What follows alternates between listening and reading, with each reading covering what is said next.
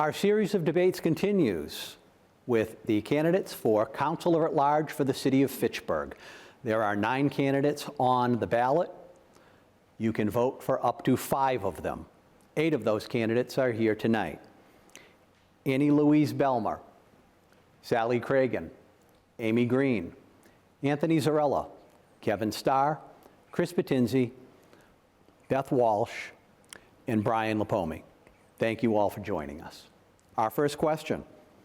An independent analysis by Clifton Larson Allen projects a budgetary deficit of nearly $9 million by the year 2030 and made several recommendations to address this. One of them is to implement a trash fee on residents. Now, they've made several other recommendations, and we'll get to those in other questions. But for this question, it is, will you vote in favor or against the recommendation to impose a new trash fee? And if you're going to vote against implementing a new trash fee, where specifically would you propose cuts from the budget to offset the revenues that would have been generated by such a fee? Ms. Belmer. As far as when it comes to the trash fee, I have some mixed emotions about it. However, it also, I would vote yes, depending upon what the fee would be. And the reason is just by reading and hearing that we just have, for a small city, we have a lot. We have a lot of people, we have a lot of trash in our landfills, so it just really depends on, like, for me, it depends on how much would it be, and I just think some things are necessary, and if we want to raise money, if we want to raise revenue, there's some things that we have to do, and I just feel that's one of them, but nothing tremendous. Ms. Cragin. Sure. Yeah, I read the CLA report a few times, and there are some expected recommendations there, but as far as a trash fee goes, not until we educate our city about alternatives. And a lot of cities in Massachusetts have actually looked into everything from removing organic refuse from their trash, like Arlington. Hamilton has that. I believe Westford is looking into that. And when I go to the landfill and I see I drive by on trash day, I don't see that people are necessarily compacting, certainly the recycled material. I actually just did a column for the Sentinel and Enterprise about how important it is not to remove the so-called yard waste from your yard, because these create microenvironments for everything from butterflies, caterpillars, salamanders, and wildlife. Put the stuff around a tree. I don't think we've done enough education, to be honest, and I work with Ellie Wooster, who teaches physics and science at the high school, and I know this is a subject that she's really interested in as well. We need to do more education before we would even consider imposing another fee on our residents. Ms. Green. Yes, thank you. This has long been debated, and through the recommendation, again, education is important. I don't think we do enough with, our single stream recycling. We do know, and we've heard for years, that our landfill is going to reach capacity probably before 2030. In the event that it does stay open until 2030, we have to get better at, again, educating all residents and businesses on, what trash versus recycle versus single stream means. So I would need more information from the company that's going to be handling that if we impose a fee. If we're going to stay with Harvey, if we're going back to Waste Management, if we're going to other AICs, other companies that do that. We have to get better at these fees that are killing the residents already. Residents are allowed to buy a dump sticker and a dump fee, $35 a year, which isn't bad, but I'm quite frankly tired of picking up mattresses and broken TVs off the side of the roads, or sending our DPW or our Board of Health to go and get those items. So until we can get better, I don't want to stick any more fees to the residents until we know more about the scope of what that means. Mr. Zarrella. So a trash fee is not a proposal that I could commit to vote for or against. A trash fee is a concept. I'm not going to commit my vote until I have details in front of me, because that makes a huge difference. Do we tailor it in a way that minimizes the impact on individual residents and small businesses? Do we tailor it in a way that will actually cover a substantial portion of our costs?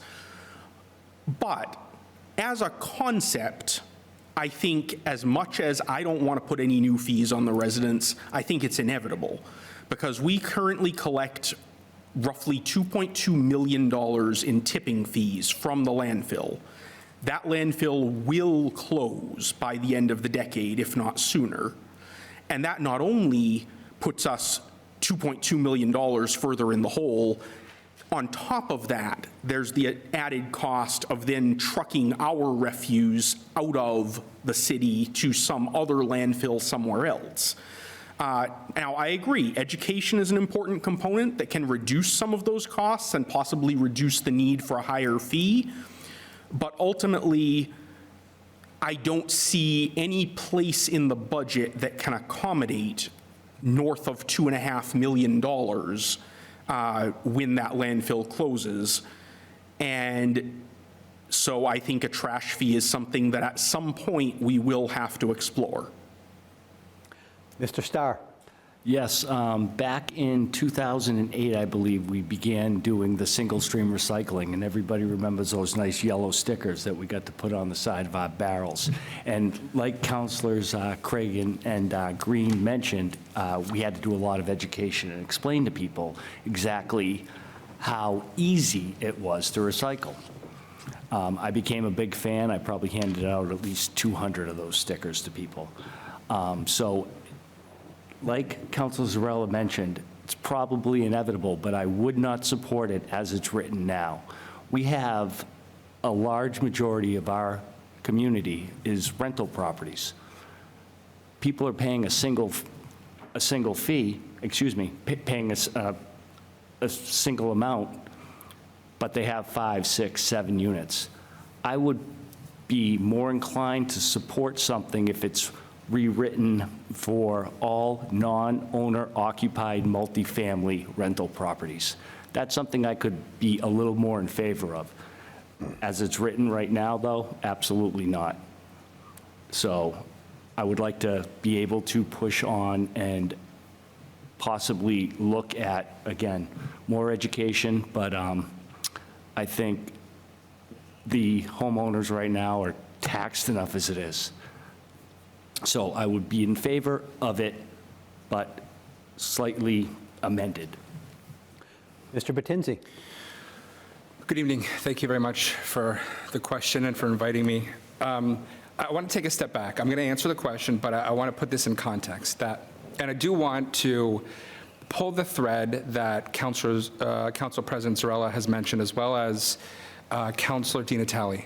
I want to first thank Councilor Di Natale for his 20 years of service on this council, because I think his significant and repeated and very earnest reminding of the funding crisis that we face, I think is relevant to this conversation. Councilor Di Natale's words in 2023.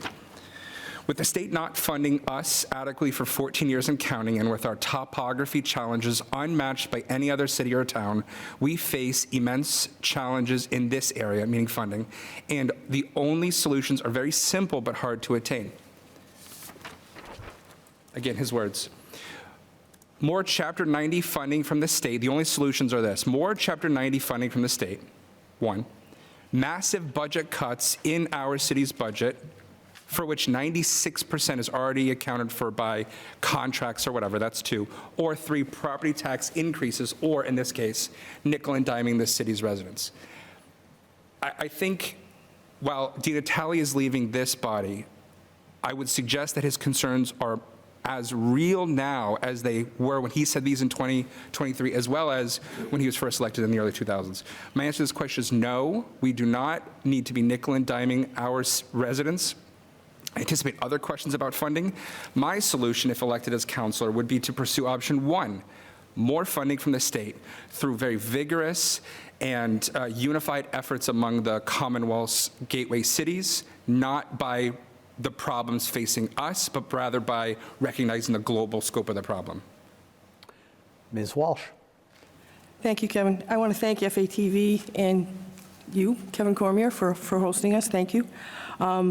So we know that in order to collect trash in Fitchburg, it costs us about $2.5 million. We also know that we're getting $2.2 million, as Councilor Zarrella pointed out, in tipping fees, so we're already $300,000 in the hole on the trash. Once the landfill is no longer available, and that's probably the end of 2030, 2031, 32, something around there, we need to figure out how to plug not only that $2.2 million gap, but as Councilor Zarrella pointed out as well, we have to pay for hauling that trash elsewhere. So unless we can expand the landfill either up or out, we need to do something. I think it's difficult to say at this point whether I could support something that I don't know the particulars for. But I would like to examine the effect of any fee on residents, weigh that against the benefit to the city and the harm that might follow if we fail to assess that. I think that the report was very clear that we need to do something to increase revenue, that we can't cut our way out of this problem. And so I think that that is something that we should look at, not necessarily something that I would, rubber stamp, but I think it's something we should look at it. And I think if you weigh all of those things one against the other, I think if it moves Fitchburg forward, I think that's something that I could support, but if it doesn't, I would not support it. Thank you. Mr. Lipomi.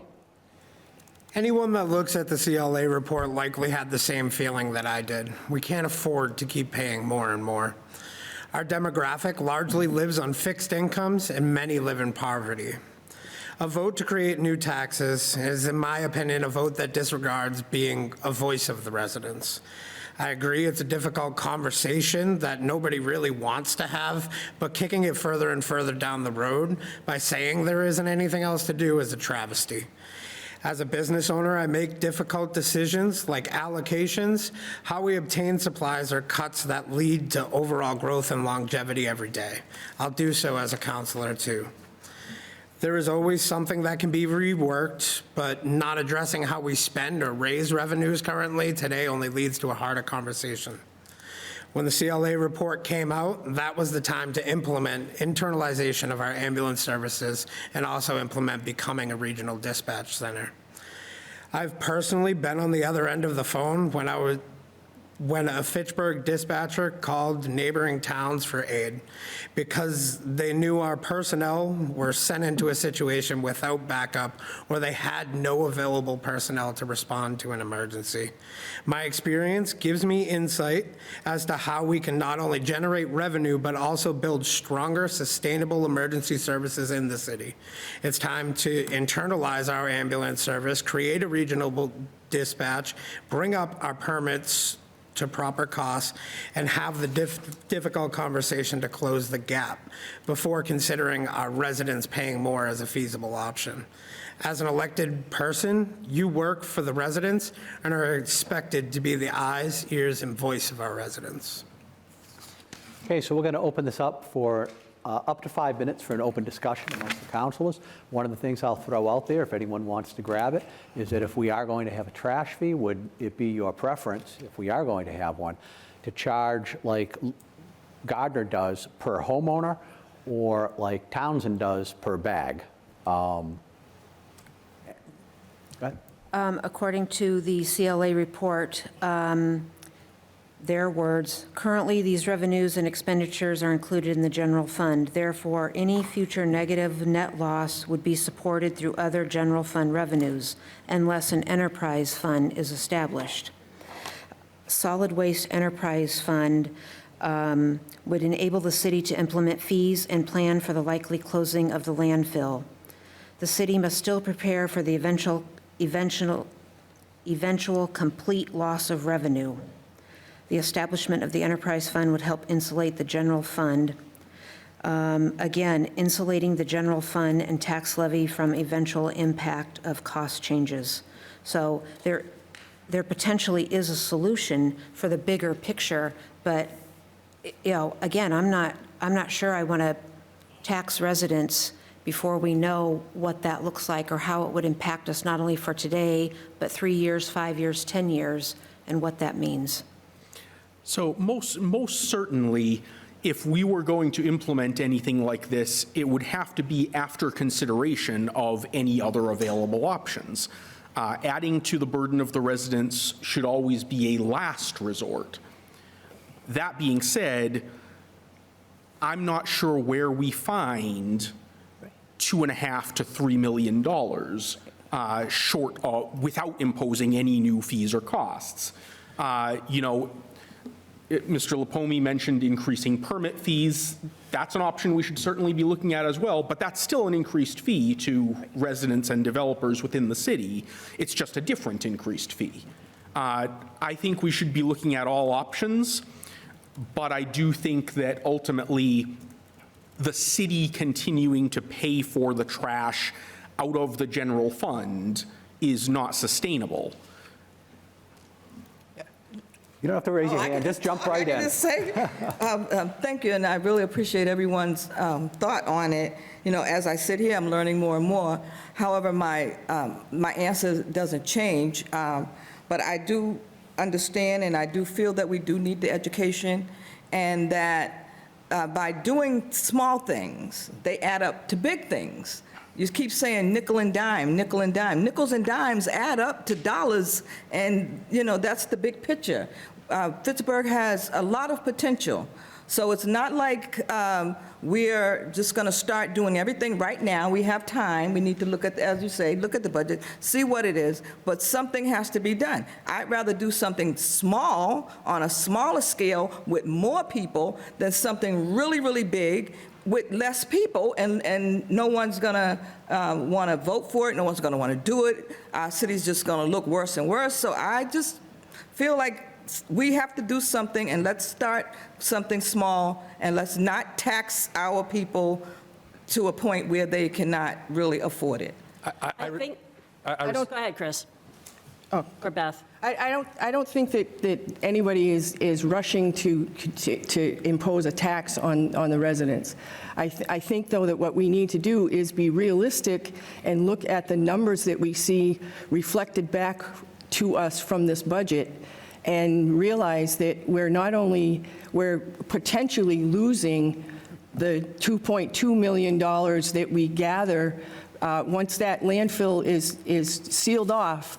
We lose $2.2 million. That's what we're bringing in right now. And so in addition to that $2.2 million, we would then have to pay for hauling our trash somewhere else. So we can make small cuts, we can make small additions, but small is not going to make up $2.5 million. I agree, and respectfully, I think if elected as councilor, I would take the opposite approach and talk about big ideas. More specifically, in this most recent budget, there was $8.258 million extra from the Commonwealth of Massachusetts through unrestricted Chapter 70 funds. That's money the Commonwealth has collected through taxes or through specific laws, and that is extra money in just this 1 year, $8.258 million that the city of Fitchburg has this year than it did last year. That's because of the laws passed. That's because of the millionaire's tax that was voted by the residents of the Commonwealth. And I do have other ideas, I think, when we get to other topics about funding, about these specific bills being considered in the State House and state legislature that the city of Fitchburg should be encouraging. One of the other recommendations from Clifton Larson Allen is a Proposition 2.5 override. But in order to have a Proposition 2.5 override, it has to be voted on by the people. And in order to be voted on by the people, there has to be a vote of the City Council to put it on the ballot for a vote of the people. If you're elected to the City Council, will you vote to put a Proposition 2.5 override on the ballot? Ms. Cragin. Sure. No, I would not. I would not at this point. We have not exhausted every possible area where we could do cuts. We have not exhausted every possible area where negotiations are possible for the rising costs of healthcare, which is the biggest buster of our budget that we've seen in years, for years. I recently spoke to former Mayor Wong, and she is in the process of organizing Western Massachusetts communities to see about creating a consortium having to do with enclosing health insurance among different cities and towns. Radical thought.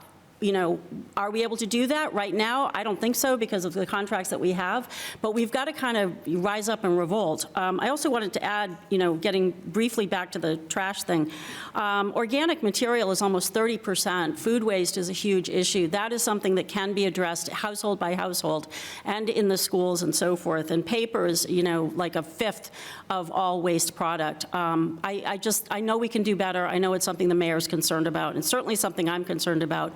But as for a Prop 2.5 override, no. I have lived in Lunenburg. I grew up there. The cuts that Lunenburg dealt with, that they tried to rectify with the debt exclusion, it really hit people hard. And again, we think of Lunenburg as very different from here, but at the time in the 90s it wasn't. So I am not in favor at this point of a Prop 2.5 override. So everyone can exhale. Thank you. Ms. Green. Yes, I would certainly welcome having Prop 2.5 go to the voters, go to the residents to decide if they were properly educated on what that means. In perpetuity, 2.5 means that your property tax will increase 2.5%, 2.5%, 2.5%, 2.5%. So right now, on average, I believe most residents are paying close to $6,000 in property tax. I'm not sure if they understand the impact of what that would mean. That would be an additional between $800 and $900 a year on their property tax. So I say if the residents want that and are educated about what that means, we can certainly hear it back in chamber as counselors. But I'm not opposed to putting it in the voters' hands and letting them decide what they want to do with that, and then how we remain fiscally responsible to do with that money what needs to be done. We are in financial hardship, and it doesn't look like it's getting any easier according to CLA up until, 2030. So there's some real financial concerns. So I don't mind putting it on the ballot and letting the voters decide what to do with it. But it's up to our body as a whole to then decide how we do that moving forward. Mr. Zarrella.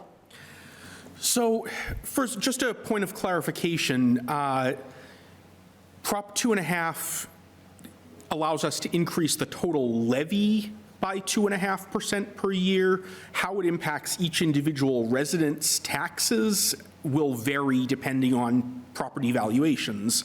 Some people will see more than a 2.5% increase. Some people will see less than a 2.5% increase.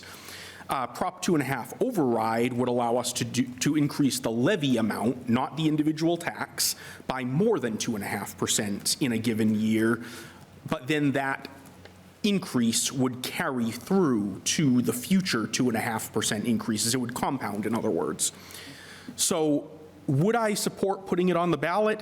The answer is not yet.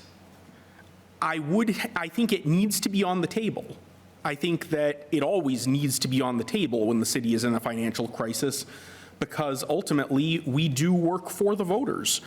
And so ultimately, if it comes down to a choice between drastically cutting services or substantially increasing taxes, let's let the voters tell us which they would prefer. I don't want to impose a new tax on them. In that circumstance, I would want to give them the choice to say, I am willing to pay more to preserve services, or no, I am not willing to pay more, cut services. But I don't think, I agree with Councilor Cragin, I don't think we're there yet. I think there are other options that can be explored first, and keep Prop 2.5 override in our back pocket for the time when we have explored and exhausted all those other options. Mr. Starr. I agree. We definitely need to look at other options because anything like a 2.5 override is a last resort. I spent 4 years trying to get a question on the ballot. I've wanted to see people be able to make their own decisions about how their tax money is spent. So if it came up, and I know we need 2/3 of the city council to vote to put it on the ballot, that means 8 councilors have to actually agree. We tried a debt exclusion in 2011 for the roads, and it failed 7-4. I think we might have enough people now to possibly put it on the ballot. So if it was presented to the council, I would be in favor of putting it on the ballot. I am not in favor personally of a 2.5 override, and I have absolutely no doubt that it would not pass. But I really think it's important that the people of Fitchburg have an actual say in how their tax dollars are spent. So by putting a question on the ballot, that would give them the option. Mr. Batinsey. No, I would not vote in support of a 2.5 override. I would be one of the councilors, if elected, in the opposition, and I would campaign against a 2.5 override. Again, going back to Councilor Di Natale's words, which are true, and I think they're important to consider. 3 options: either more Chapter 90 funding from the state, massive budgetary cuts, or property tax increases. I think, respectfully, if elected councilor, I would suggest that my voice would be the voice to organize this body, organize cities and towns in similar situations. There are 26 gateway communities in Massachusetts. Those communities include Lawrence and Haverhill and Attleboro. The gateway communities, the populations of those gateway communities, the reason why they're called gateway communities is because that is the path towards middle class. That is the blue collar work. That is the bread and butter of this Commonwealth. I think if we flex and we organize, like Councilor Cragin was talking about, and we recognize the value of our communities and our power, there's only one Boston. There are 26 and more communities. So I think that the choice of whether to pass a tax on the residents or to significantly cut services, I think is a false choice, because there is a third option, like I just mentioned, a 1-year increase of over $8.2 million. We're talking about here about $2 million, right? I think these issues don't necessarily exist by us fighting with each other or us by fighting with the citizens or the residents or talking about a 2.5. Rather, the issue is us together as a city, as a body, against Boston, who is not intentionally, but who's been depriving the cities and towns of the Commonwealth for decades of its necessary funding. That is the battle. Fitchburg versus Boston, not Fitchburg versus Fitchburg. Ms. Walsh. Thank you. I think that a Proposition 2.5 override is probably like a last resort. I think that if we were in a position where we were going to be cutting positions, a number of positions, a number of city jobs, a number of services, essential services, then I think that that's something that we might want to consider. However, I think the voters should have a say in a fee of this magnitude, and we'd have to discuss how much that override would be. It's not, an override can be, I don't know, $100, but we would have to ask how much that override would be and what would be necessary, and I think that's an essential thing, because you'd have to weigh that, the benefit to the city versus what you'd be saving by having an override. I think that, again, I think that that would be something that should be considered last and not first. I think there are other things that we can do along the way. Thank you. Mr. Lipomi.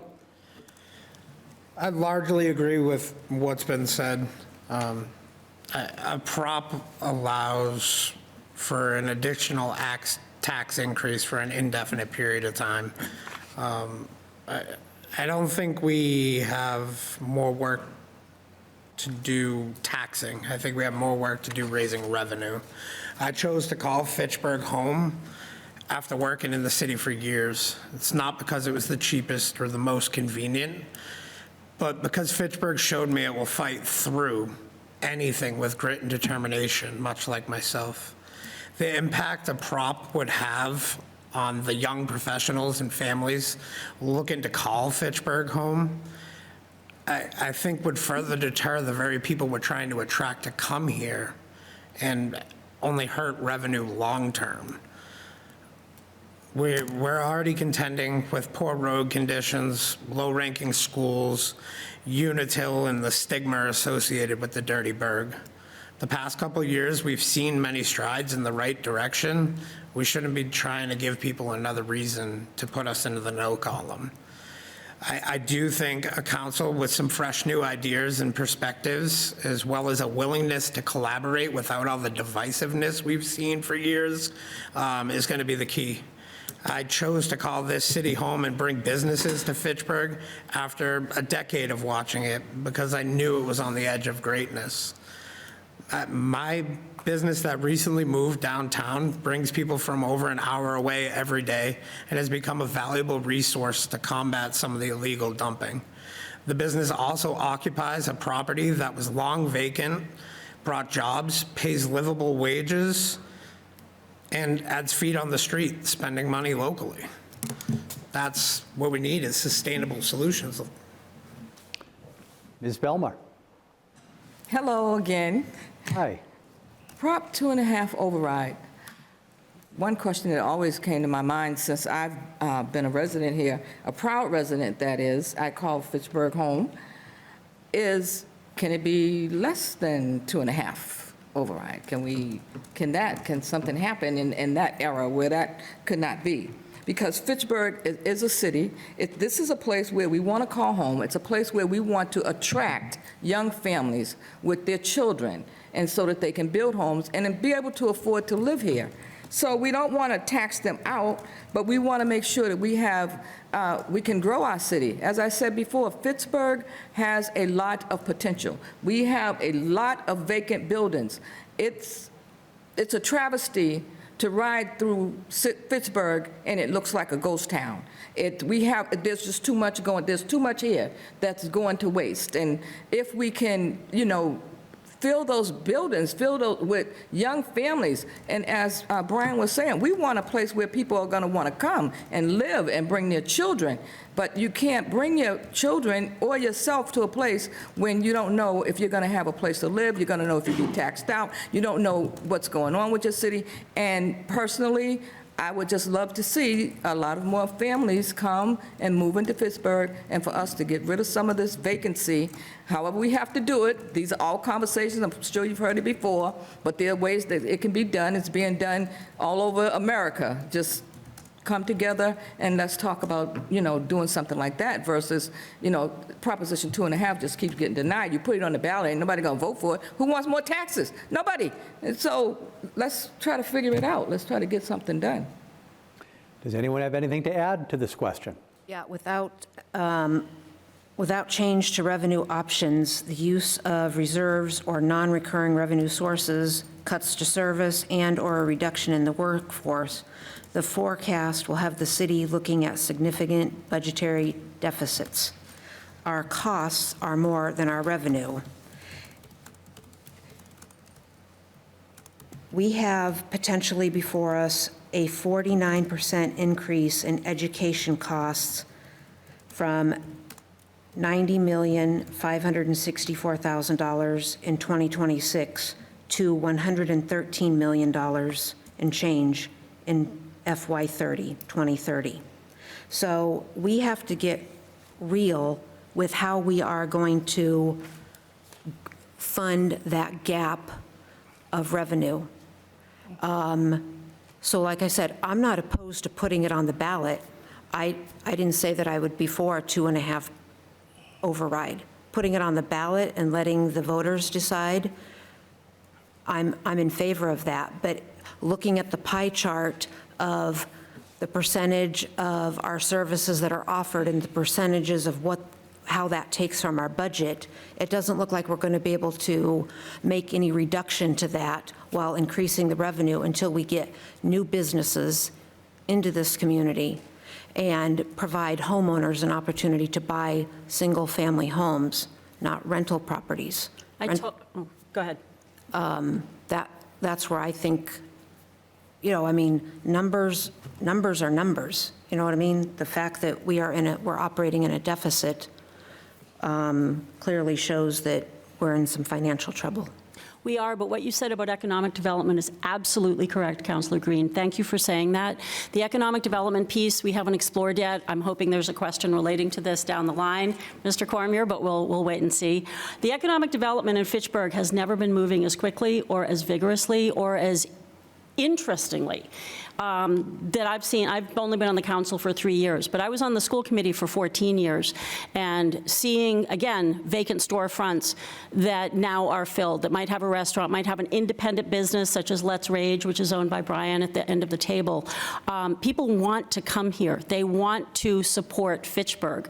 I don't think, as dire as the numbers are in this report, I think that the work that we can do as a council, and again, working with the community development, working with economic development, working with our assessor, and also working with the mayor's office and the university, which has never been as collaborative as they are right now, can lead us someplace in the next year or two that let's hope things on a larger plane, and by that I mean federal, might ease up for gateway cities, because we pay more than we should.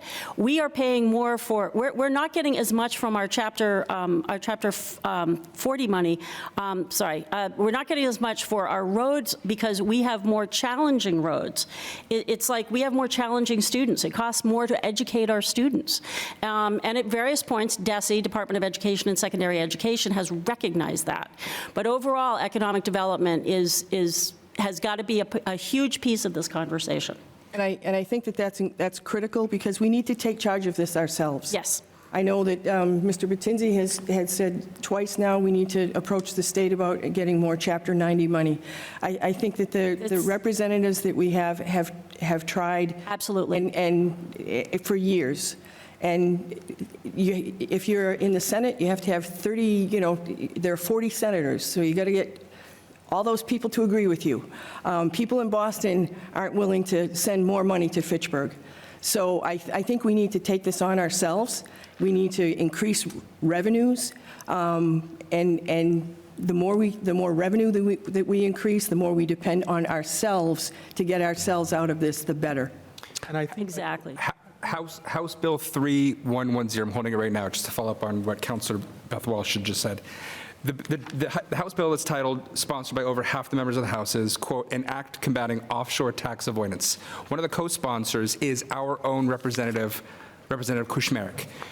There are issues that we are solving. There are issues that we can do, influence our representatives, influence our state senators. I attended a conference on October 1st, a full-day conference sponsored by the Mass Budget on issues about this pending legislation. This bill, if proposed, would raise, I think, it's projected to raise over $450 million per year by ending, as the bill titles, offshore tax avoidances. The issue, again, is not Fitchburg versus Fitchburg. Another recommendation from CLA is for a stormwater maintenance tax and the creation of an enterprise fund for it. Would you be in favor or opposed to this recommendation? Ms. Green.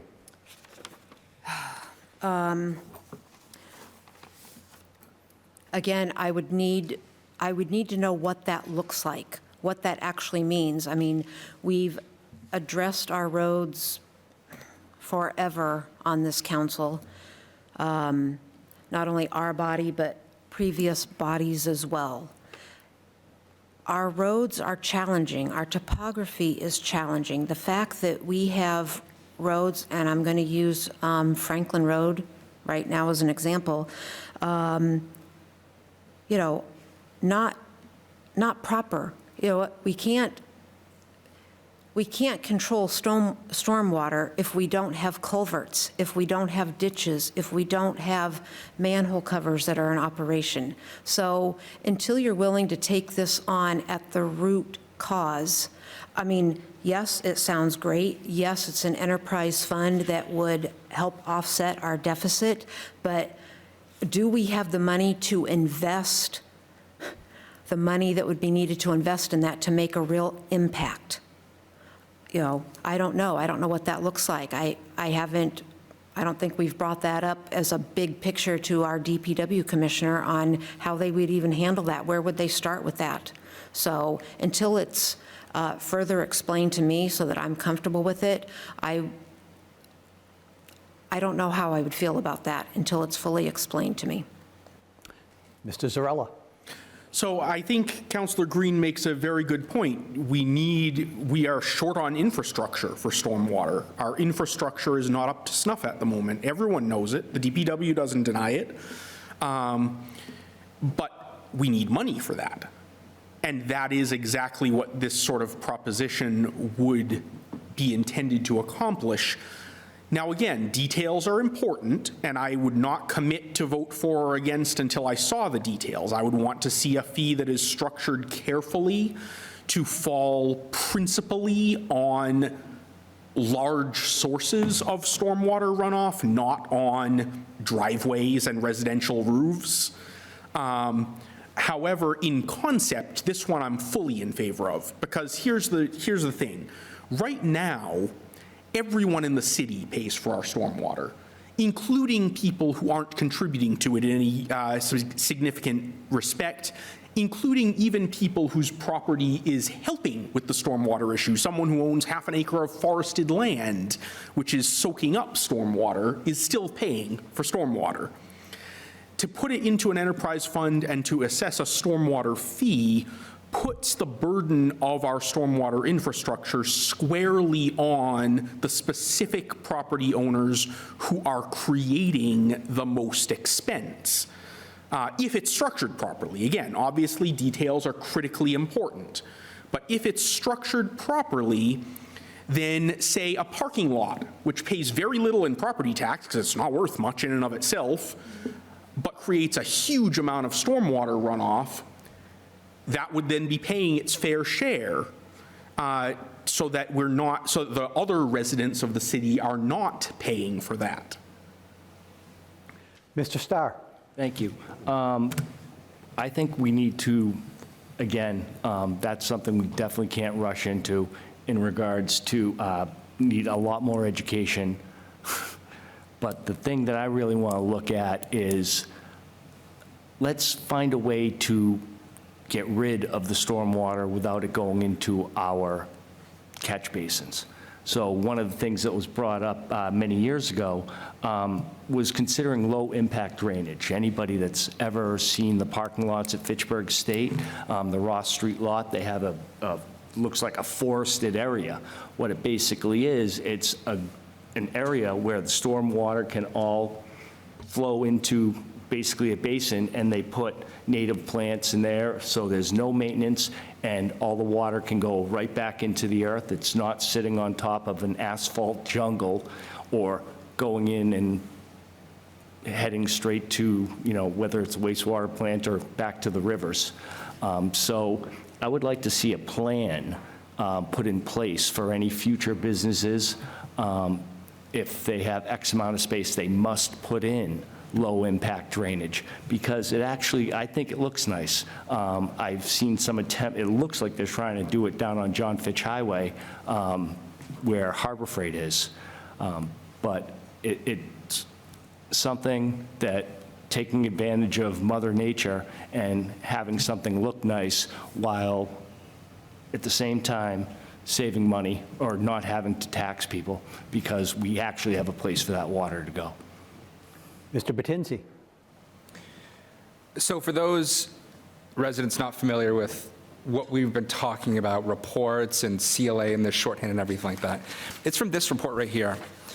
It's sponsored and paid for by the city to discuss where we are and where we are going to be going very shortly. And one of the topics, again, that has been on the forefront of the recent conversations is these small fees, because that's something that we can control, whether or not we impose a fee, a tax, on the residents for certain things. And then so on one of the last pages of the report here, on the very bottom, one of the recommendations says, if you adopt this, this is the projected revenue that we project for the city. So I listened to the debates last night with Councilor Boschman, Councilor Kuchar, and their opponents, and then the conversations tonight. The sum total, I think last night the topic was called a rain tax, and I think the ideas, I think Councilor Zarrella makes a very good point, and this is, I think, one of the arguments concerning this is, do the parking lots of the city or do the vacant properties of the city pay their fair share? And that's a very interesting conversation, but the universe of this topic amounts to, according to the report, only $600,000 per year. Only $600,000. It's a very minimal amount of money. Again, it's borne on the back of the city's residents. I think that there are conversations to be had about how we can structure landscaping to avoid this fee, or how do we incentivize, like Mr. Lipomi was talking about, how do we incentivize new business growth so that there's more opportunity for less vacant properties or less vacant parking lots? I think that's a different conversation than the stormwater tax. I would vote no. Ms. Walsh? Thank you, Kevin. I think that right now, the total cost is borne by the ratepayers, and I think that most of the places, and not necessarily places that create the most runoff, so shopping malls, places with large parking lots, industrial buildings, if you had a stormwater maintenance fee, those people would pay their share. You'd have to weigh the cost of the fee to the ratepayers against what would be lost if we don't impose this. I would not want to put something on the residents of Fitchburg where they would be paying an unfair share. The thing about creating an enterprise fund, though, is that it attributes the costs to that problem. So if you created an enterprise fund, it would attribute the capital and administrative costs that we generate caring for that, or funneling the stormwater into the right place. It attributes it to that fund. So it's actually it's sort of maintaining its own problem, or it's taking care of its own problem. And I think that that's part of the positive thing about an enterprise fund, that it takes the costs that are associated with stormwater, all of those costs, and takes it out of the general fund and makes stormwater pay for itself. So again, what that would look like, what that stormwater fee would look like, I don't know. And until I knew what burden that placed on the residents, I would not want to vote in favor of that until I could see that when you weighed that, that the benefit was to the residents and not just adding a tax to them. Mr. Lipomi? We're talking about the deficit and new taxes like it's something new. I mean, we've heard it talked about for a really long time, but the reality is until we increase the revenue sources, we're going to continue to talk about it. No matter if we raise taxes, impose a new one, we're going to be there until we address the problem of not getting enough businesses in the city. So wouldn't be in favor of a stormwater tax either. Doesn't make sense. I'd be curious to see, is it specifically for businesses only with the large parking lots? Maybe incentivize developers with new drainage sources that doesn't put it into our sewer systems. The more I hear the people with more experience in local government talking about what's going on and what we should do, the more I hear that we need to focus on not having higher taxes, but putting innovative people in the right seats for the right reasons to get us to where we need to be. Ms. Belmer? Taxes, more money to make more money that we don't have. When it comes to this fee, it's really interesting to me. I just would like to see where the money goes and how would the money benefit our citizens? How would it benefit our people? I don't think we need more taxes. And we keep talking about economic development, and everyone seems to be in the same agreement with that. There is just not enough here to tax people in that manner. I don't know what's business, since I've been here, businesses open, they close, they open, they close. And then the ones that come in, big developers, are we holding them accountable? Are they hiring the people that live in our city? Are we holding them accountable for their taxes? Or do they just come into Pittsburgh, build their buildings, collect the money that they're going to collect, and go back to their nice plush homes? What about the people that are already here? So I'm just, to continue to tax them without giving them something, I disagree with that. Ms. Cragin. Sure. So I talked to Commissioner Nick Erickson a lot, and we have benefited from a Municipal Vulnerability Preparedness Program action grant. So we are working with the National River Watershed Association and the Conservation Commission to help the community by creating everything from nature-based solutions. So there's two things there, water quality and then water quantity. And by looking at like the John Fitch Highway parking lot, again, there's been some revisions there. Baker Brook is just waiting to flood it, not every 100 years anymore, but kind of, every third year, it seems. So putting these nature-based solutions is part of it. As far as we had so many enterprise funds that previous administrations just plundered to balance the budget, and I feel like we're pretty, we pay attention here on City Council to stuff like that. There's no enterprise fund being plundered to, balance something over here. But the idea of having a fund that pays for a particular purpose, I find interesting, and the other part is the business owners who have the parking lots and who could potentially be paying more to help with nature-based solutions is important. But I do think it's important that we all understand that we actually are in a different category of gateway cities by having qualified for programs for municipal vulnerability preparedness. So that's called MVP, and it's, it helps. But again, climate change, because that's what it is, makes a big difference. Okay, I didn't hear much point of contention with people. In the interest of time, are we okay with moving on to the next question, or does someone have something to? Just very briefly. Yes. I'd just like to clarify that unlike, say, a trash fee, if a stormwater fee were structured properly, there's no reason that it would need to fall primarily or even necessarily at all on individual residents. If anything, it would relieve some of the burden on the residents because, again, take water as a different example. You pay for the water you use. If your neighbor runs their sprinkler all day, you don't pay more for it. With stormwater, you do. You pay for your neighbor's stormwater. And as far as businesses, because everyone who knows me should know that I am 100% behind small business, I think that the potential for these nature-based solutions, these other, technological solutions to reduce stormwater, there's no reason that can't be a component. And if businesses did implement these things, that would reduce their stormwater fee, again, if the program is structured properly. You could say, if you have these, I forget what the term you used, Mr. Batinsey and Mr. Starr was, but Low-impact drainage. Low-impact drainage. If you have low-impact drainage, you're charged less. Okay, simple enough.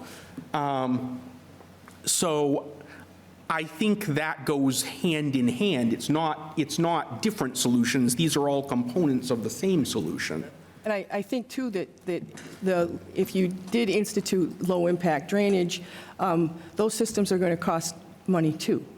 So in addition to maybe the maintenance fee, only charging people who are causing the stormwater to flow, and then instituting the suggestion that Mr. Starr said about low-impact drainage, I think that all of that can work together. I mean, I don't think this is an either-or situation. When it was presented to us many years ago, low-impact drainage was very appealing because of the cost. There wasn't much cost to it at all because you're utilizing, really what you're doing is you're digging a hole and then, put a couple trees, plants in there and allow the stormwater to basically drain in there, and it keeps everything vibrant.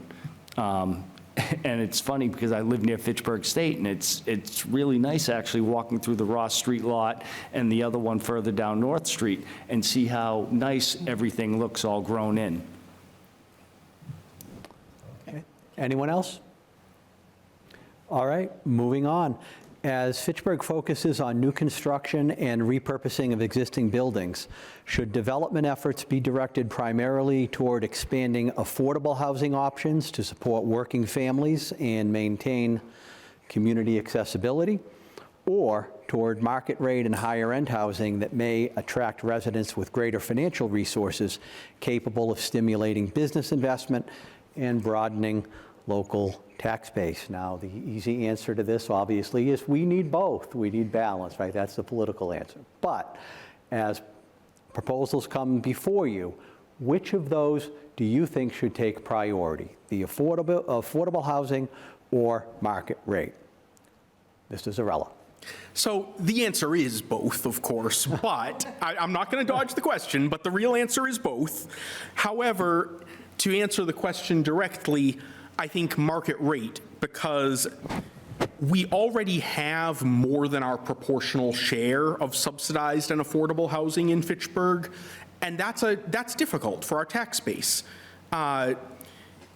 I certainly want to see everyone in Fitchburg be able to afford their housing, but market rate is harder to build.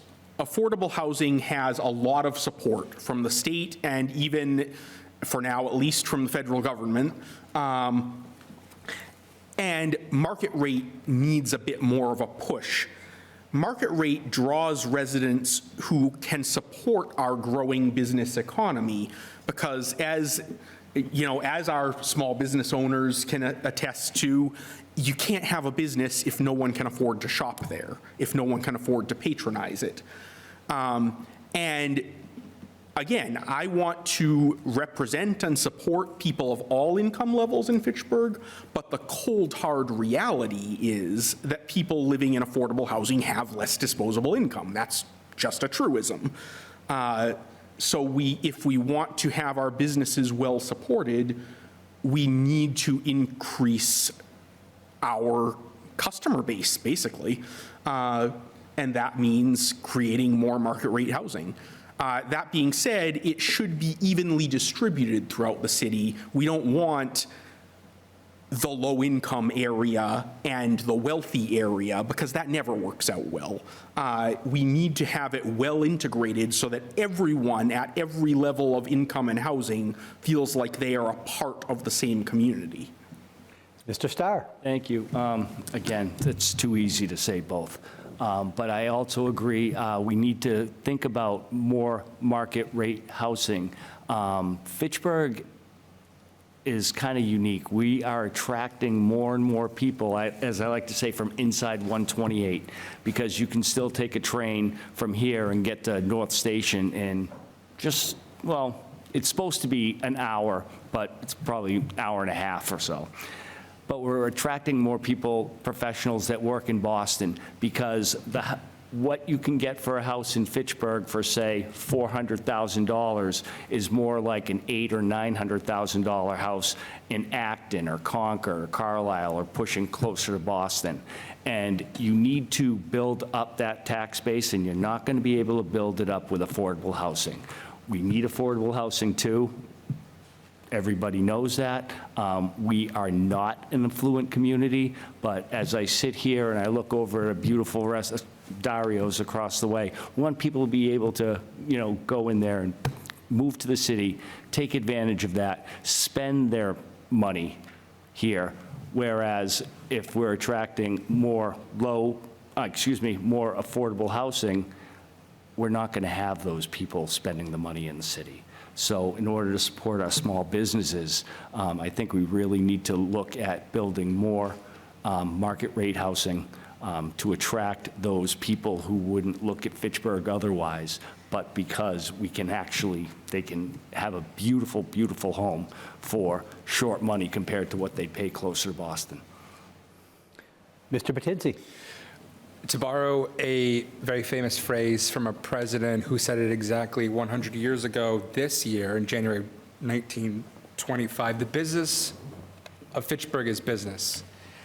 It is in our interest, obviously, like Councilor Zarrella had discussed, it is in our interest to promote and to incentivize market rate properties because it provides the best bang for the buck. And also, like Mr. Starr had mentioned, there are knock-on effects. A rising tide lifts all boats.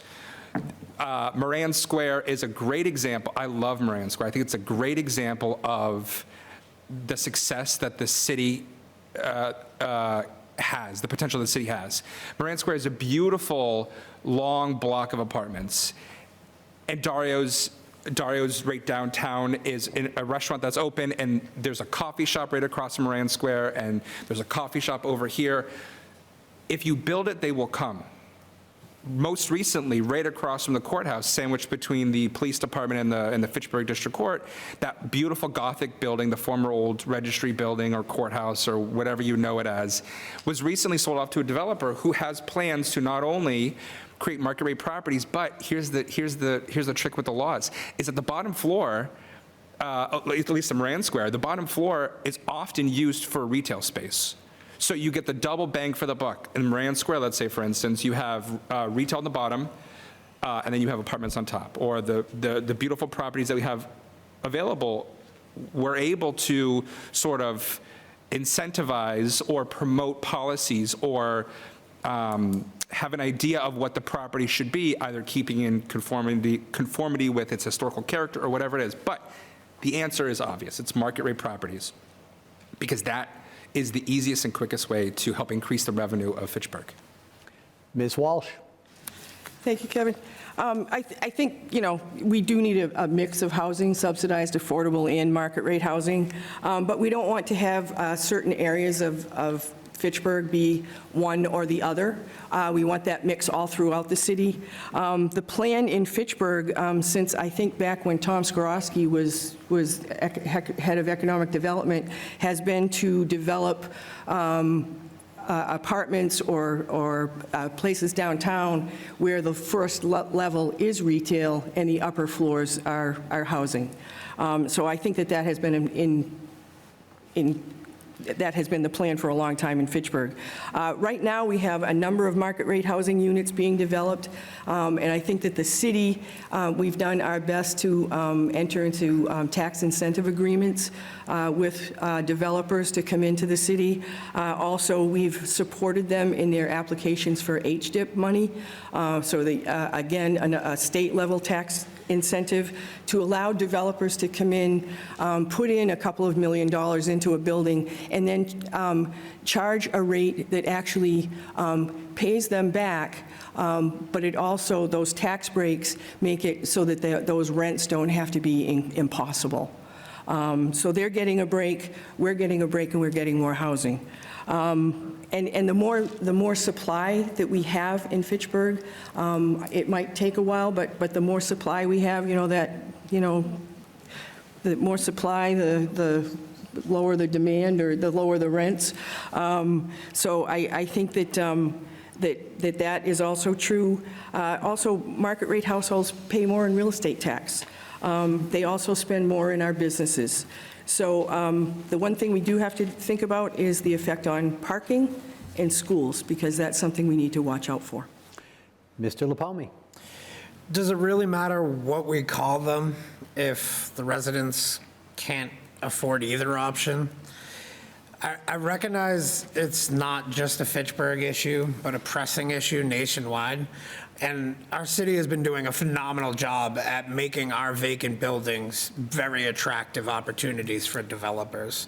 I'm not opposed in assisting developers to gain grants to stimulate projects, but tax forgiveness for a decade on top of that is kind of where I have more of the issue. It does greatly help reduce blight. It reduces crime, and most importantly, puts more heads in beds, which means more feet on our streets spending money in our city. I think we need to listen to our residents a little bit more on this one and incentivize developers to include some income-based property or units into the property. Market rate is really just a benchmark. Affordable rate means it's below the benchmark, but it doesn't mean it's actually affordable. The existing approach to these projects gives the city what it needs as far as reducing maintenance, reduced liabilities of vacant properties, and certainly helps to have Fitchburg be more aesthetically pleasing. But with 44-ish % of our residents living on fixed incomes and close to 15% below poverty, they're choosing between utilities, food, and rent, and that shouldn't be acceptable. It's time for real change in the way we approach the everyday problems like this, I feel. We need to implement more innovative, sustainable solutions that let our residents know that their voices are being heard and that the local government does actually care. Ms. Belmer. Affordable housing, thank you, Brian, it really isn't affordable. However, to me, the choice is to beautify what we have here, to make it more attractive for someone to want to come here to pay market rent. It's really hard to go into a city and it looks blighted. It's not beautiful. These are the things, you know, what your eyes see. This is what attracts people. And this, so if we want market rent, then we have to have something to offer. Do we have theaters? We have the museum, but what do we have that someone can leave their town and come to Fitchburg and say, we're going out on a town tonight, we're going to go to Fitchburg, we're going downtown Fitchburg to XYZ, not only this one place that we're talking about tonight, that we just want to have something that's more attractive, and I think that will attract people to come. And as far as building affordable housing, when you talked about tax rates, Ms. Walsh, I do agree. So what are we going to get from it? You know, I think we have, as I said, I'm going to keep saying it, Fitchburg has so much potential.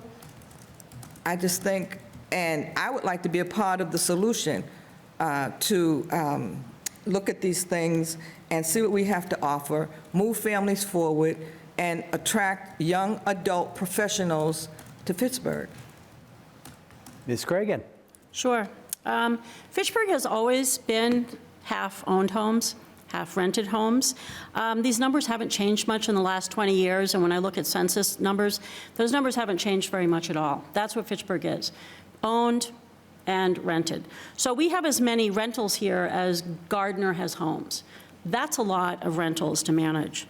However, what I found going door to door, knocking on doors as a candidate, is that there are lots of folks who've been here for a long time, but there's a lot of new folks. And they are new to the voter rolls, and they are excited about being here, and they were able to afford to move here because here is less expensive than where they were living, generally from the east. People do not move here from the west or from the south, the Worcester area, sometimes north of Worcester, but they're not coming down here from New Hampshire, but they're coming from Lowell, Somerville, Lawrence, Bedford. These are towns that people have said they are from, and they were really glad to move to Fitchburg because it's more affordable for them.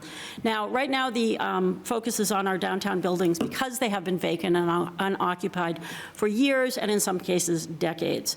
The state has made programs available for developers to do something with those buildings that would otherwise never happen. It would never happen. They would remain empty. The insurance building would remain empty. Well, not anymore. Having the market rate housing gives opportunities for people who are starting their careers, who are coming out of Fitchburg State University, and again, great university, graduating a lot of very skilled folks, and that's great. I do want to remind folks that the Fitchburg Housing Authority has been doing a lot of work. There currently is not the occupancy availability in FHA as there was, for example, Wallace Towers. They had to move a lot of folks around, and so there's going to be a lot of apartments that open up in the coming year or two. Thank you. Ms. Green. Yeah, I'm market rate and luxury rate. I think for years that the residents of Fitchburg have shouldered services and have rendered services to people who couldn't afford it then. I think that in order to support our businesses, we need people in this community that are going to shop and keep those businesses alive. We can't have people that don't have extra money to spend supporting the restaurants, supporting the theaters, supporting the museums, if we keep catering to them. I think that we have an opportunity now, especially with more housing stock becoming available, to kind of right that ship a little bit. I do think it's important that we get the right developers in this community to do those type of projects. I know that we've got 3 big projects that could be before us as a body on what and how we're going to move forward with those very large, they're going to be apartments.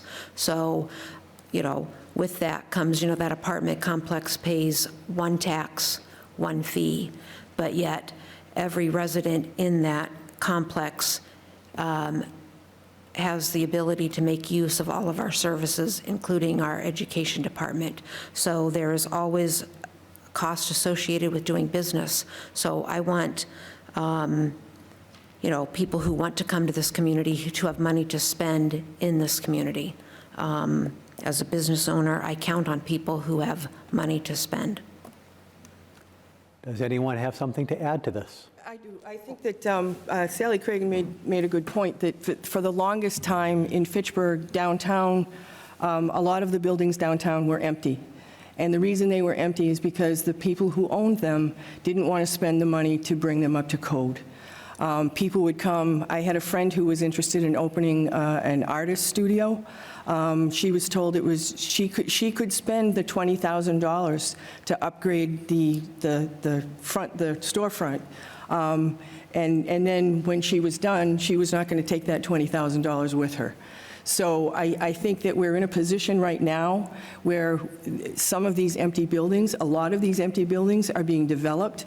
The developers are coming in, they're doing a great job. We're very careful about, I think that Liz Murphy is very careful about, who's coming in, who's developing these properties. Are they people who are buying the property with the idea that they're going to develop it soon? Because that's what the problem was before. We would have people from out of town coming in, buying properties, and then doing nothing with them for 5, 10 years, and then selling it to someone else. So right now, we're in the swing of things. We have a lot of things going on. I think there are 600+ units coming in to Fitchburg either built in the planning stage or in progress. And so I think that that's something that we need to continue. And that alone, that's more revenue. And 2 things on that, actually.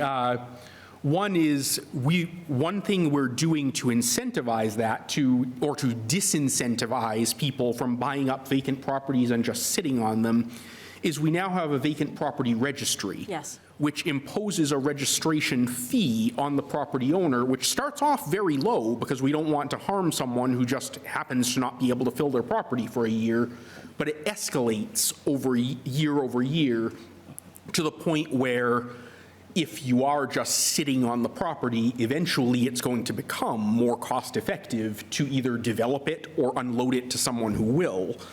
And secondly, speaking of incentives, Mr. Lipomi mentioned tax breaks, and I believe, correct me if I'm wrong, he was referring to what we often call TIFs or ties, which are 2 separate programs but related. Neither one of those actually sacrifices any tax revenue on the part of the city. Both of them actually net us more tax than we otherwise would get, because what they do is they reduce the prospective tax of the development to make it affordable to develop. So we get less than we would if it was developed at a full tax rate, but more than we would if it doesn't get developed at all, which is what happens if we don't grant the TIF or the tie, because the balance sheets just don't work out for the investors. So, as I've said on the council before, it's an easy mistake to compare the TIF or tie tax amount to the full unaltered tax amount and say, we're losing money on this, when really the choice never was between the full amount or the reduced amount. It was between the reduced amount or the undeveloped amount that is peanuts on the dollar, because the building is just sitting there doing nothing with nearly no value because it's out of code, run down, et cetera. So I just wanted to bring that up because generally TIFs and ties are an important development tactic, and more often than not, the city comes out on top with those. Oh, let's be ever mindful, though, that when developers come in and develop these small or large-scale properties, what we've seen in the past is that, yeah, once they're full and they're getting, you know, $1,800 a month rent, that's great until the economy overall tanks, and then people are moving out, and then all of a sudden what was market rate now becomes much more affordable because the big developer company isn't going to let the property sit empty or not rented. So they, you know, I'm going to point out the Wynn property right here. We were all fed that story that that was going to be, you know, oh, senior living, and it was going to take care of our, you know, our elderly and the ones who needed help, and it's become nothing. It's become somewhat problematic. So I don't want us to be all googly eyes with what this means, because when the economy is good, that's great, but when it starts tanking, those companies aren't going to lose money. Okay, we started from this end of the room. We're going to end starting at this side of the room. You have up to 3 minutes for a closing statement, beginning with Mr. Lipomi. I'm Brian Lipomi, candidate for Councilor-at-Large. I understand the daily struggles of families, first responders, and business owners because I live them too. I think it's time to bring fresh perspective to our council and leave the divisiveness and the status quo where it belongs in our past. Anyone who knows me knows I'm not at all a politician. Just like you, I'm a neighbor, I'm a worker, and I show up in a time of need. I believe that the city deserves better. I bring real-world experience with a history of civic engagement and a passion for improving lives, with an unwavering commitment to ensuring every neighborhood has a strong voice in our council. Everyone deserves to feel safe in their home and proud of their neighborhood. My background is rooted in emergency services, where I learned to stay calm under pressure, solve problems in real times, and put people's lives first. Your vote this election will help dictate which direction our city goes. Fitchburg doesn't really need someone who's another politician or someone from the past who wavered under pressure and wasn't committed to stopping our government from reaching deeper into residents' pockets. I've personally invested my hard-earned money into our downtown because I truly believe Fitchburg is on the cusp of a real resurgence. But we need your help by voting for those people that are willing to put in the work and vote how the residents need. I'll never be the best dressed, but I will always be a strong voice. Our city is in a hole, and I have the shovels, and I'm willing to help dig us out. I'm here today as a candidate for Councilor-at-Large that actively works to bring jobs, that actively works to stimulate our local economy. You've seen me at the many local events, and I've been to many of your doors. You've trusted me to host your special day at my business. You've trusted me to respond to your 911 calls. This year, I'm asking you to trust me as your next Councilor-at-Large. We can do better. Together we will. This election, I ask that one of your 5 votes goes to us and our future generations by choosing Brian Lipomi for Councilor-at-Large. I can be reached anytime through my website at electblip.com, through my social media at electblip, by texting or calling 978-400-7044, or emailing me at electblip@gmail.com. Thank you. Ms. Walsh. Thank you. My name is Beth Walsh. I have served 4 years on the school committee 2 terms as the Ward 6 City Councilor, and I'm seeking a second term as Councilor-at-Large. In between my stints as a City Councilor, I served as an airport commissioner for 2 years. I am a board member of Aging Services of North Central Massachusetts and the Friends of Cogsall. I currently serve as the Constituent Services Director for Senator John Cronin. My husband and I volunteered for the Dana-Farber Marathon Challenge for 15 years, and we coordinated the Thanks for Running road race to benefit the Hydrocephalus Association for 25 years. Public service is something in which I strongly believe. In my time on the City Council, I have served on the Legislative Affairs Committee as chair and as member of the Finance, Economic Development, and Public Safety Committees. I believe that as City Councilors, we are elected to listen to our constituents, but also to exercise our judgment to do what is in the best interest of the city. In order to weigh in on important matters of the city, we need to attend council and committee meetings. I believe that attending council and committee meetings is critical. If you are not there, you do not vote, and therefore you do not exercise your judgment. It is important also as a city councilor to attend civic events. It keeps you abreast of all that is happening in the city and puts you in touch with your constituents. I try to look at all aspects of every issue and then cast my vote for what I believe will move Fitchburg in a positive direction. We are facing some serious budgetary issues in the next few years. We cannot cut our way out of the current state of the budget. We need to at least consider the recommendations made by Clifton Larson Allen to increase revenue, and we need to make those decisions very carefully. At the same time, we need to make cuts that make sense. We need to keep an eye on the Health Insurance Trust Fund so that our city employees and retirees have adequate coverage. I believe that we could look at permit fees and maybe stretch out the payments to the pension fund, pay it off a little later, and have some more money in the coffers in the city. There are a lot of good things happening in the city in Fitchburg.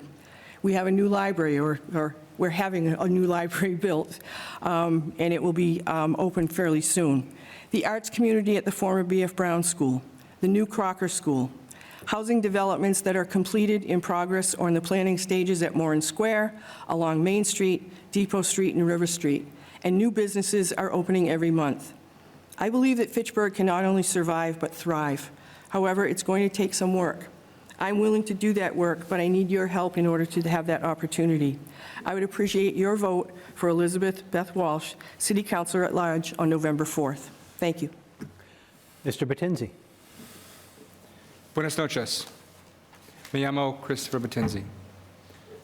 Soy padre, esposo y abrigado aquí en Fitchburg. Por favor, voten por mí en el 4 de noviembre. Good evening. My name is Christopher Batinsey. I'm a father, I'm a husband, and I'm an attorney here in Fitchburg. Please vote for me on November 4th for one of the 5 members of the City Council at Large. As you've heard tonight, I'm not afraid to take firm positions because I believe that the issues aren't as simple as they're presented. The issue isn't whether or not we pass this tax or this fee or close this business or cut this police officer. The issues are much more deeper. Like, for instance, what do we do together as a city to enforce our rights and also to remind other people like Boston, like legislators, that we are to be respected and we are due what is owed to us. What is owed to us as a city, but also as a group of cities, these gateway cities, is respect, is appreciation, is acknowledgement. For too long, in my humble opinion, Boston does what it wants and then lets the cities fend for itself.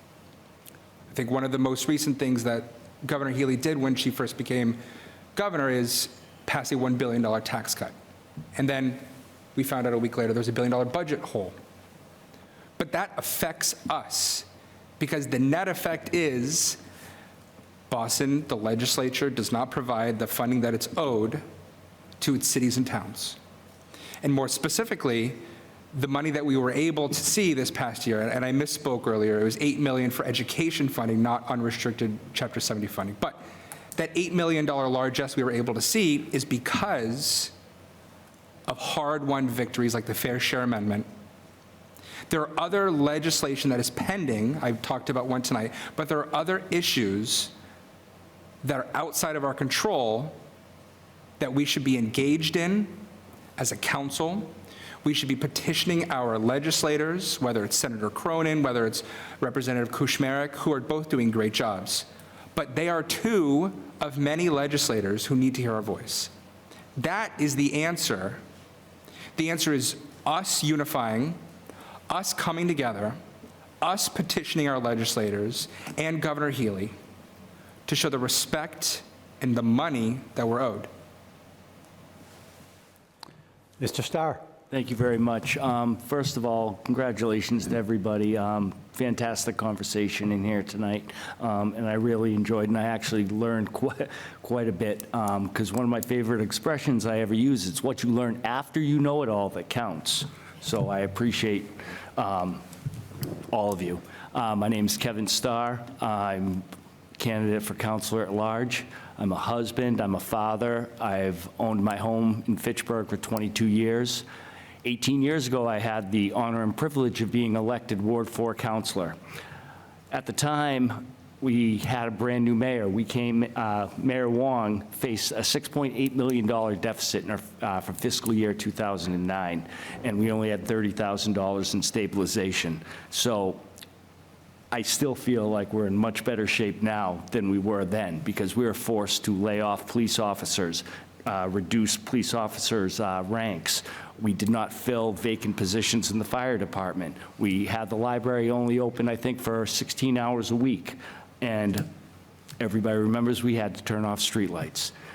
So in that time, I learned quite a bit, and I took advantage of the people that I was around. I was very lucky to have some fantastic mentors, and what I had learned from them was absolutely invaluable. And I hope to have the opportunity to work with you and take advantage of your knowledge. When I was a counselor, I loved the hard work. I loved doing the research. I loved visiting with department heads.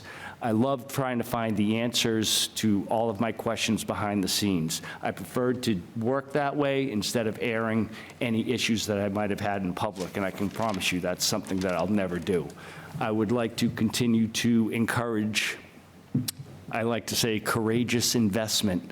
We talk so much about developers coming into the city. I think we need, anybody that's going to invest has a lot of courage, because our track record in the past wasn't the greatest. But I truly believe that we're moving in a positive direction, and I really look forward to having the opportunity to work with Mayor Squalia.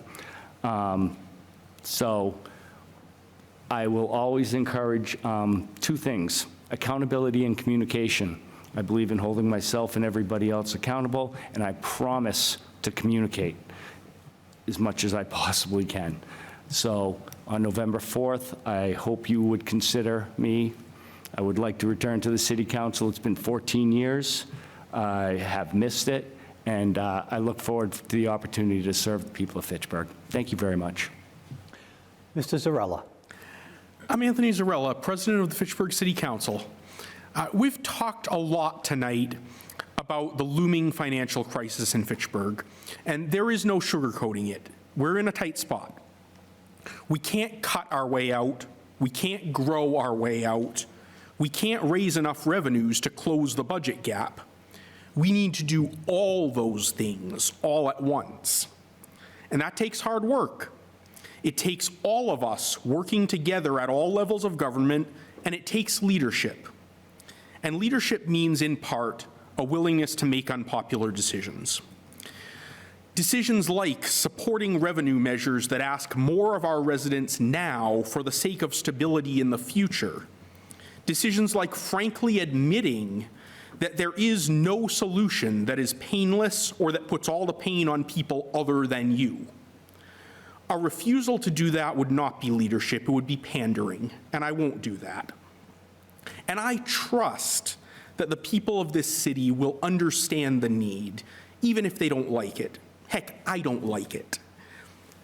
But what I have learned, not only from my personal experience in public service, but from my mentors and from my family, including and especially my Norno, who I carry with me again today, is that love for my city and my community isn't about blind optimism, and it's certainly not about seeking popularity, but rather it's about rolling up your sleeves and stepping right into the tough issues. It's about showing up, it's about listening, it's about sticking to your principles but disagreeing respectfully, and it's about being willing to work with anyone who shares the goal of a better Fitchburg. So I'll let others pound the table or plant their stakes in the sand or argue about who's to blame. In the meantime, I'll have my head down, doing the work to make sure that this city that has given so much to me and my family has a bright future that my daughter can be proud of. If that sounds like leadership to you, if that's what you want in a councilor or in a council president, then please, on November 4th, cast one of your 5 at-large votes for Anthony Zarrella.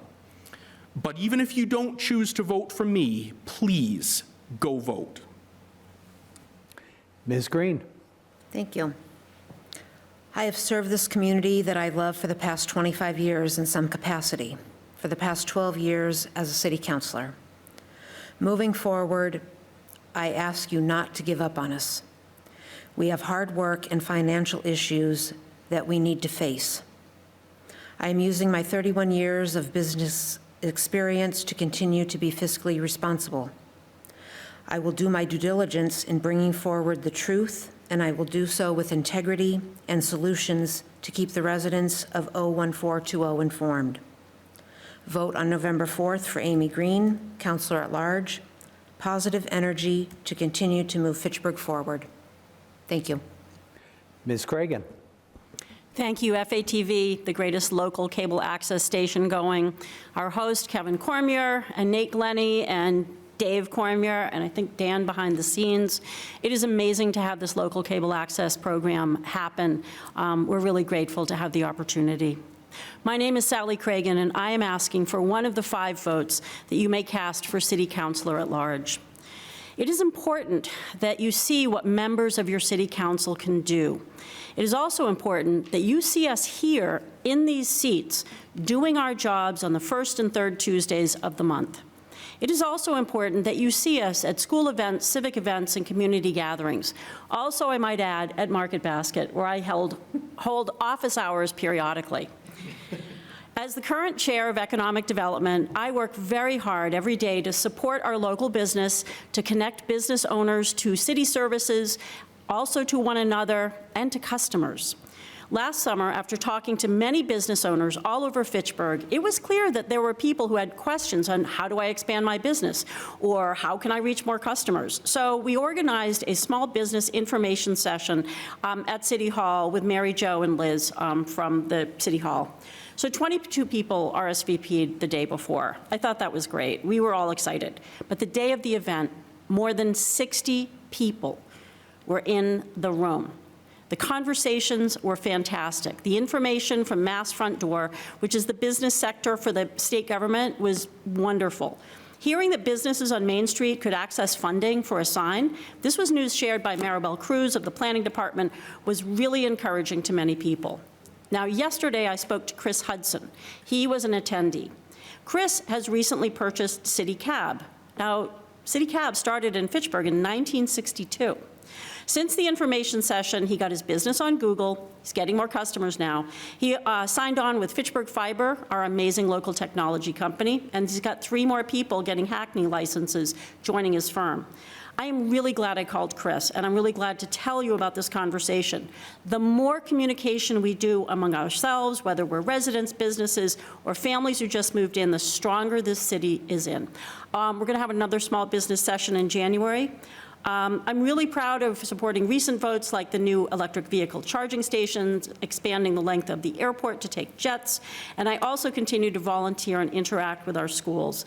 I am really proud that we have a relationship with Stratton Players, the oldest community theater, which I chair, and Fitchburg High School, the high school chorus. We do projects together, and I'm thrilled. Finally, I'd like to thank my family who support my public service, and I am very proud to be known as the mother of Christopher and Jet. Thank you. Ms. Belmer. Hola, me llama Annie Belmer. Hello, my name is Annie Belmer, and it's a pleasure to meet everyone here tonight, some for the first time. I'm running for City Council at Large. I'd like to take a moment to introduce myself and share a little bit about who I am. I'm a proud resident of Fitchburg, new to Fitchburg, as a matter of fact. So I can imagine everyone saying, well, who is she? She is deeply vested in the future of our city. My passion for community and justice, equity, and service has led me to step forward as a candidate who will listen, lead, and advocate for the needs of our residents. With over 15 years of community engagement, public service, leadership, I bring dedication and experience to the need that will help guide Fitchburg forward with a more inclusive and vibrant and sustainable future. Since relocating to Fitchburg in December of 2022, I have emerged as a passionate and impactful leader within our community. In May 2023, I was honored as a Fitchburg Resident Leadership through the Resident Leadership Institute at Fitchburg State University. Most recently, I received the prestigious 2025 Black Excellence Awards, recognizing my unwavering commitment to the outreach and community engagement in the city of Fitchburg. I am a pastor and I'm a founder of Galilee Spiritual Life Center, a community driven to help and inspire those that come through. I have been in this service work for over 20 years. I started with my children.